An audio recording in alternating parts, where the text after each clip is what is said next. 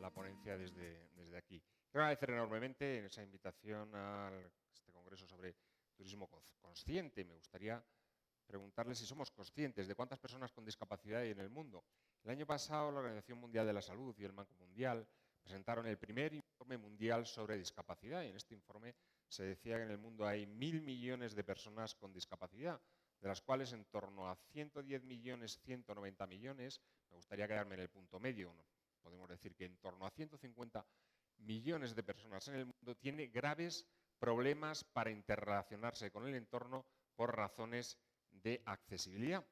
El año pasado la Organización Mundial de la Salud también presentó su informe sobre envejecimiento. El año pasado eran en el mundo más de 650 millones de personas con más de 60 años para el año 2050. Y yo creo que eso es algo que nos va a tocar a todos los que estamos en la sala. Seremos los que estemos más de 60 años. Habrá 2.000 millones de personas en el mundo. Pero me gustaría hablar de la accesibilidad no solo enfocada hacia personas con discapacidad. Me gustaría demostrar que la accesibilidad en entornos, productos y servicios accesibles benefician la calidad de todos. Y para eso me gustaría contar con la participación de todos ustedes. Me gustaría que se levantaran. Vamos a hacer un juego interactivo, por favor. ¿Se pueden levantar todos? ¿Y podemos dar la luz de la sala? Faltan algunos por levantarse. El que no se pueda levantar, pues obviamente que no se levante. Me gustaría que sentaran todos aquellas mujeres que hayan estado embarazadas o aquellas mujeres y hombres que a lo largo de su vida hayan empujado algún carrito de bebé. Por favor, que se sienten. Me gustaría que se sentaran también todos aquellos que tengan o aquellas que tengan gafas. Me gustaría que se sentaran todos aquellos o aquellas que a lo largo de su vida se hayan fracturado una pierna o un brazo. Me gustaría también que se sentaran todos aquellos que hayan visitado algún país en el que no hayan entendido el idioma suficientemente, ¿no? Y bueno, yo creo que los que quedáis de pie es que no habéis entendido las preguntas.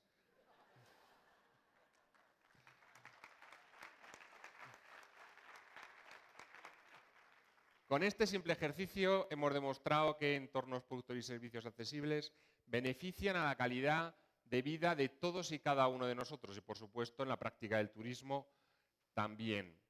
Bueno, pues queda demostrado. Ahora me gustaría que habláramos de derechos. En el año 2006, las Naciones Unidas aprobó la Convención de Derechos de las Personas con Discapacidad. Hasta la fecha, además de Ecuador, han sido 152 países más. En un total, 153 países han firmado la Convención de Derechos de las Personas con Discapacidad. Es decir, estamos hablando que más del 75% de los países del mundo ha adoptado la Convención de Derechos de las Personas con Discapacidad como propia. Esto significa que tienen que adoptar legislación y que además se tienen que adoptar medidas para eliminar las barreras existentes. En su artículo 30 se especifica específicamente en el ocio, en la cultura y el turismo. Es decir, existe normativa internacional que protege los derechos de las personas con discapacidad.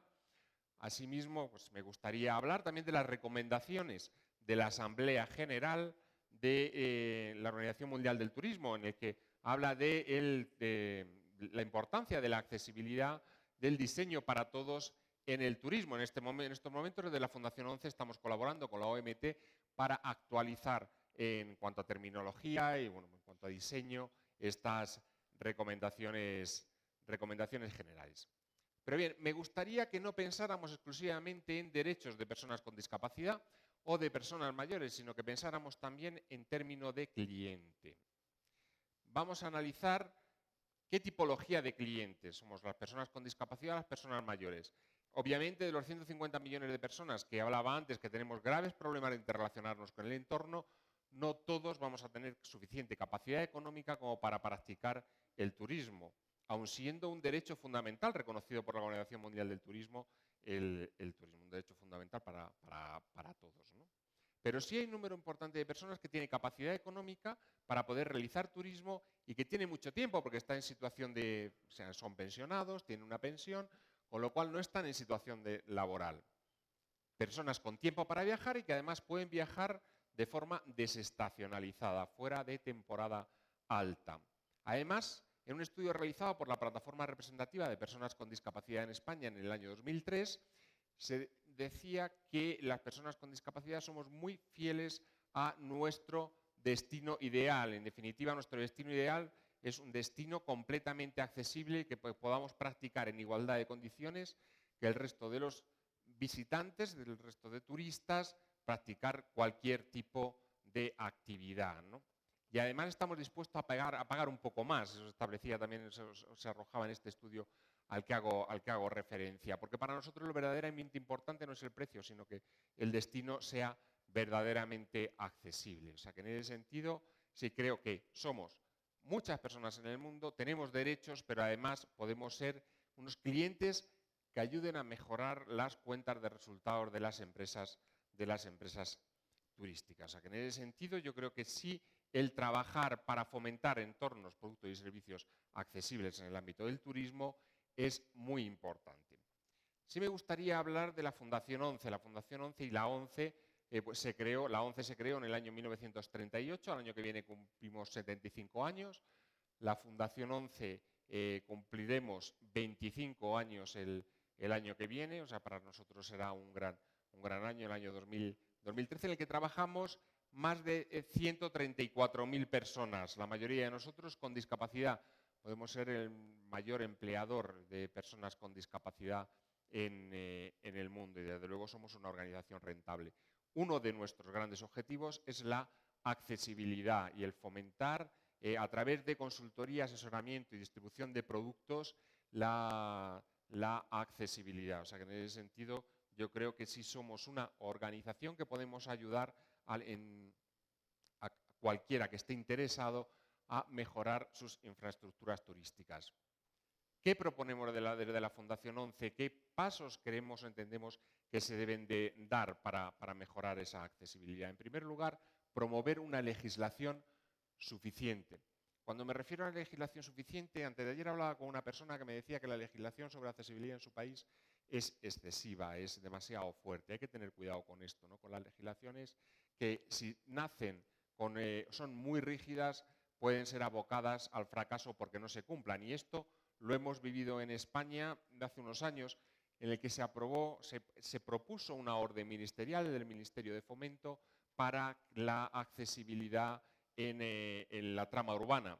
Y nosotros mismos, las personas con discapacidad y los especialistas en accesibilidad, entendimos que era una legislación excesivamente rígida, era una legislación en la que proponía anchos de calle excesivos o pendientes en las rampas que eran demasiado, con lo cual eso al final iba a provocar un incumplimiento por parte de las administraciones públicas.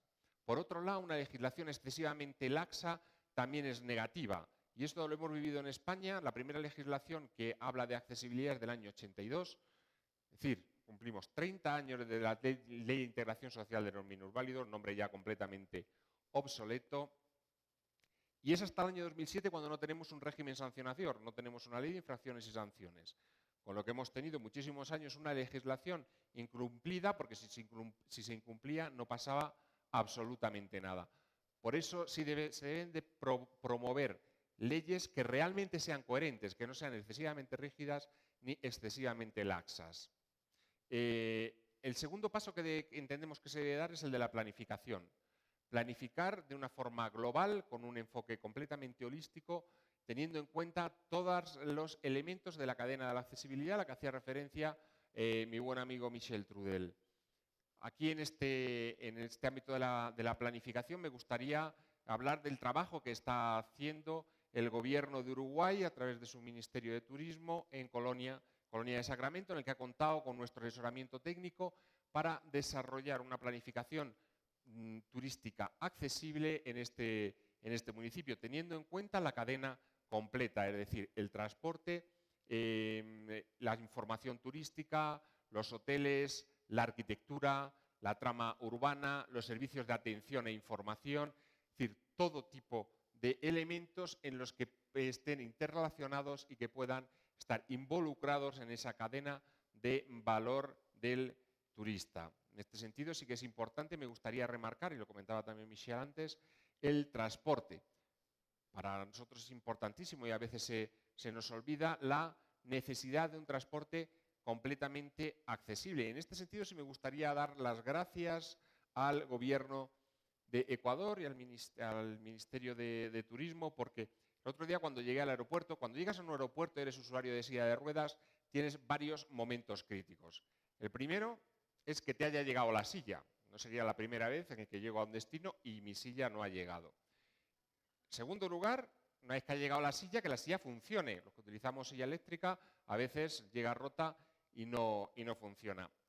El que lleguen las maletas también es importante, eso es importante para todo el mundo, ¿no? Y una vez que ya tienes tu silla, funciona y las maletas, ya debes de tratar salir del aeropuerto. Entonces te pueden ocurrir dos cosas.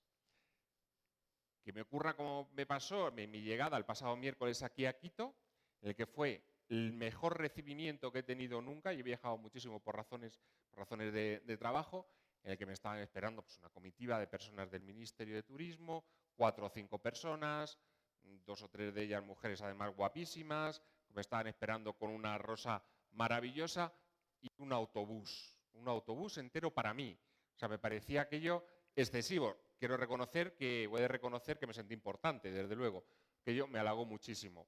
O también me puede ocurrir como me ocurrió en el aeropuerto de Ámsterdam, que me sentí como Tom Hanks en la terminal. Me quedé completamente bloqueado sin encontrar transporte accesible para poder salir del aeropuerto y llegar al hotel, ¿no? Por eso es importante el transporte accesible, un transporte a través de transporte urbano o transporte de taxi accesible. Porque claro, después de la gran sorpresa que tuve en Quito, tan gratificante, el fin de semana, sábado y domingo, intenté dar un paseo yo de forma independiente, de forma individual como turista, y pregunté en el hotel por un vehículo accesible para poder mover y me dijeron, mira, lamentablemente en Quito no existe un transporte de este tipo. Me fui al bus turístico, me habían dicho que era completamente accesible porque tenía un espacio para la silla de ruedas y esa era la información con la que contaban en el hotel, pero lamentablemente el bus turístico tenía 2 escalones. Por supuesto, la gente muy amable, te ayudamos, te subimos. Yo creo que no eran conscientes de que entre la silla y yo pesamos más de 200 kilos, sobre todo por la silla, no por mí. Y desde luego eso podía haber generado algún problema a los que me hubieran ayudado. También se me podía haber roto la silla, ¿no? Por eso, lo de la planificación en todos los elementos de la cadena que constituyen la cadena de la accesibilidad, si un eslabón se rompe, te quedas completamente fuera poder ser un turista más. En tercer lugar, la ejecución. Me parece importantísima la ejecución que se haga de forma coordinada y que se haga de una forma correcta, siguiendo las directrices técnicas pertinentes. ¿Cuántas veces nos hemos encontrado con rampas con excesiva pendiente, en el que yo creo que son para acabar con el problema de las sillas de ruedas? O sea, nos lanzan por la rampa y ya se ha acabado el problema, ¿no? Pero desde luego no es una gran experiencia, ¿no? O aquellos rebajes en las aceras en las que también son excesivamente pendientes, o aquello del te ayudamos, como comentaba antes. La ejecución debe ser correcta desde el punto de vista técnico y debe ser de una forma coordinada y planificada. Puedo poner el ejemplo, en Semana Santa estuve en Dubái y tienen el metro más maravilloso del mundo en el que yo me he encontrado, un metro magnífico, completamente accesible. Y gracias a Dios que el metro era de superficie, porque fue la única forma de poder visitar la ciudad, porque no podía salir del metro. Una ciudad que está desarrollada, entiendo que hace 10, 15, 20 años, o sea, bastante nueva, y se han olvidado en la trama urbana, en muchos barrios, de eliminar las barreras arquitectónicas. Y esto no es una cuestión de coste, es una cuestión de concepto inicial, de concebir todas las infraestructuras bajo los conceptos del diseño para todos, teniendo en cuenta todos los parámetros necesarios para que el resultado final sea completamente accesible. Y para finalizar, yo creo que también es importante la difusión. Y para ello me gustaría hablar de la Red Europea de Turismo Accesible, de la cual soy vicepresidente. El que haya foros en los que se pueda distribuir la información, pero una información veraz, una información que sea correcta, una información en la que no nos ocurra como el ejemplo que ponía yo antes, ¿no? Llegar a un autobús en el que la información es que es accesible, pero tienes 2 escalones y la única solución es el te ayudamos. Con lo que en ese sentido sí me parece que estos 4 pasos son importantísimos: legislación, planificación ejecución coordinada y difusión, para que realmente llegue al cliente final esa información, para que todos aquellos los que realmente lo necesitamos más podamos disfrutar de esa experiencia turística de calidad. Y aquí me gustaría introducir este término, el término de calidad. La accesibilidad es una cuestión básica de calidad, pero también es una cuestión básica de sostenibilidad. Parece que la sostenibilidad es exclusivamente verde. Creo que no, que la sostenibilidad tiene muchos más colores.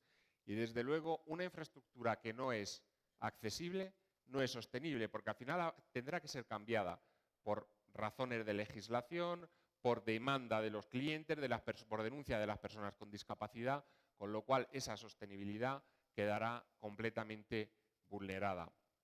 Y ya para finalizar me gustaría poner algunas buenas prácticas desde las que hemos participado desde nuestra fundación. Una de ellas sería la ciudad de Ávila. Me gustaría hablar de esta ciudad que fue el primer premio Ciudad Europea Accesible. Una ciudad pequeñita, una ciudad de unos 50.000 habitantes, que está patrimonio de la humanidad, que tiene una muralla de defensa del siglo XI, la mejor conservada que tenemos en España, y que a través de un firme compromiso político es completamente accesible. Se consiguió acceder a través de un ascensor y una rampa a la parte de arriba de la muralla.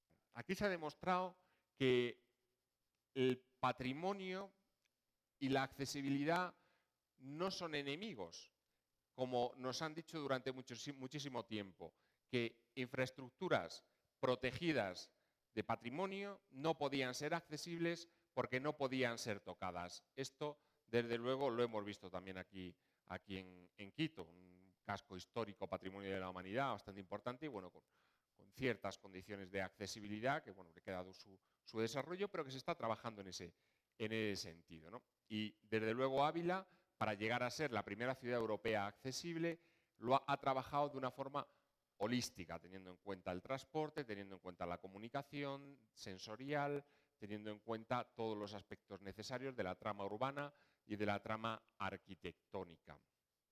Otro de los ejemplos que me gustaría poner es Sierra Nevada.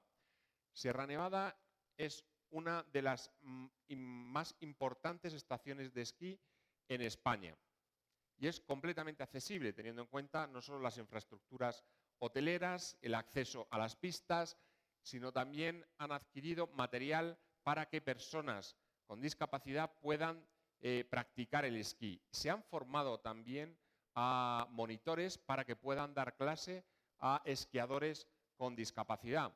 Desde luego, el año pasado hubo unos 4.000 esquiadores con discapacidad en esta estación de esquí española, que como digo es la más accesible y por eso van ahí los esquiadores con discapacidad. Un tercer ejemplo, Arona. Aquí en Arona, que está en la isla de Tenerife, la demanda ha provocado o ha producido la oferta.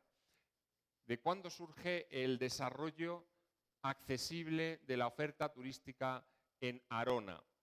En los años 60, un grupo de personas con discapacidad sueca decidieron las Islas Canarias, básicamente por el sol, más que por su accesibilidad, como destino turístico. Y es cierto que a partir de ahí Arona empezó a trabajar para mejorar su accesibilidad. He querido poner estos tres ejemplos, una ciudad, una estación de esquí y una playa como ejemplos de accesibilidad para todo tipo de ciudadanos. Yo no me voy a extender más, la moderadora y ministra ya me ha sacado la tarjeta amarilla, no me gustaría que me sacara la roja, con lo cual, bueno, pues ya el turno de preguntas. Muchísimas gracias.